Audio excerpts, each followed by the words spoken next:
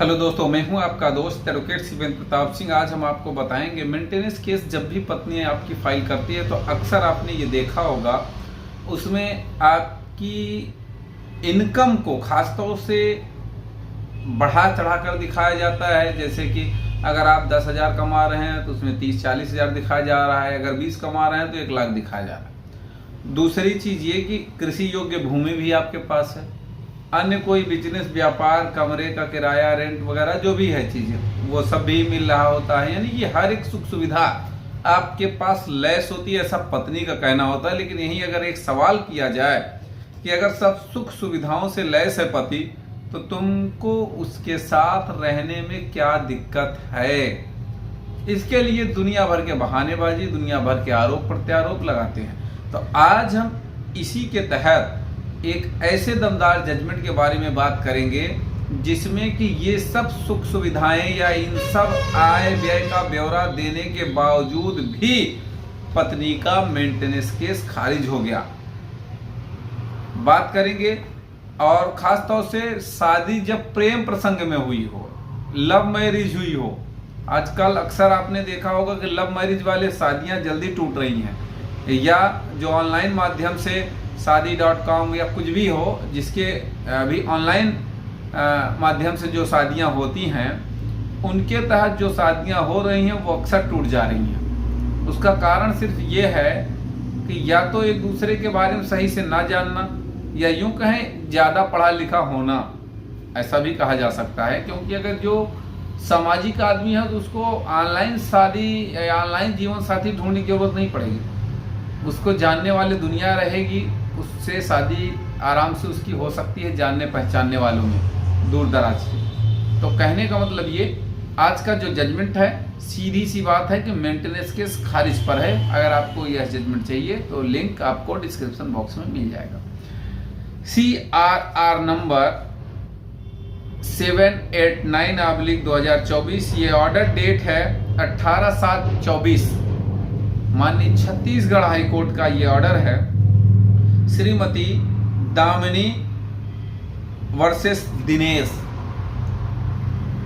इस केस में family court ने रिजेक्ट किया।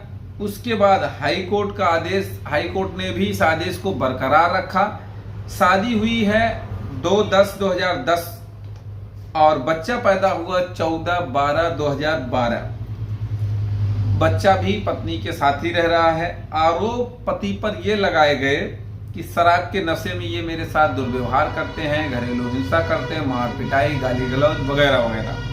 इसके साथ ही साथ एक गंभीर आरोप यह भी लगाया गया कि गर्भपात कराने के लिए मजबूर किया जाता था इनके द्वारा। तीसरा आरोप यह भी लगाया जाता है कि उसके ससुराल वालों में से जो देवर हैं, भाभी हैं, इन लोगों के द्वारा भी टॉर्चर किया गया या दबाव बनाया गया डाइवोर्स लेने का। इसके अलावा उसका यह भी कहना है कि चूंकि अब पत्नी की जाति अलग है, यानी कि उसकी जात अलग है, दहेज में ना मिलने, कुछ ना मिलने के कारण भी उसे टॉर्चर किया जाता है, परेशान किया जाता है, हैरान किया जाता है, यह भी आरोप। साथ ही साथ तलाक लेने के लिए मजबूर किया जाता है, यह भी गंभीर आरोप लगाया जाता है। 2019 में दिवाली की घटना बताते हुए यह केस भी, FIR भी दर्ज कराई जाती है। उसके अलावा 2021 में होली की घटना बताते हुए, अपने साथ दुर्व्यवहार की घटना बताते हुए, और उसी दौरान वो मायके में रह रही होती है। ये सब चीजें लिखाई बताई जाती हैं मेंटेनेंस के केस में। और इसी के साथ 12/3/2024 को फैमिली कोर्ट ने मेंटेनेंस केस को रिजेक्ट कर दिया। अब इन सब के अलावा जो इनकम होती है पति की, उसके लिए क्या बताया जाता है? पत्नी ने उसके लिए ये कहा कि इनकम इनकी 50,000 रुपए है, क्योंकि ये मेडिकल प्रैक्टिशनर हैं, इनके पास मूर्ति कला का भी व्यवसाय है और इनके पास कृषि योग्य भूमि भी है। अक्सर ये सब चीजें लिखाई ही जाती हैं। इन सब के बावजूद भी फैमिली कोर्ट ने वाद को रिजेक्ट कर दिया। हाई कोर्ट मामला गया, हाई कोर्ट ने भी उस आदेश को बरकरार रखा। क्योंकि देखिए, किसी पे आरोप लगा देना ये आम बात है, लेकिन आरोप को सिद्ध कर पाना ये बहुत कठिन बात है। कारण उसका यह है कि भाई आप किस पे क्या आरोप लगा रहे हैं वो आम बात है, मुंह से कह दिए, जाके मुकदमा दाखिल कर दिए, लिख दिए, पढ़ा दिए, कुछ भी कर दिए।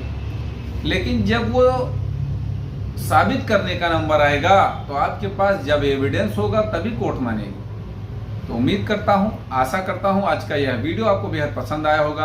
अगर वीडियो पसंद आए वीडियो को लाइक करें, शेयर करें, YouTube channel CBN high court को जरूर सब्सक्राइब करें। कोई सवाल शेष रह गया हो तो कमेंट बॉक्स में कमेंट करें या फिर स्क्रीन पर चल रहे नंबर पर फोन करके भी आप जानकारी ले सकते हैं। मैक्सिमम मेंटेनेंस केस पत्नी अपने पति पर सिर्फ और सिर्फ उसे परेशान करने के लिए करती है, क्योंकि ज्यादातर महिलाएं यह भी जानती हैं, ज्यादातर महिलाओं को मेंटेनेंस से प्रेम नहीं होता है, सिर्फ इसलिए किया जाता है ताकि वो बार बार कोर्ट आए, बार बार टॉर्चर हो, हैरान हो, परेशान हो, उस पर दबाव बने।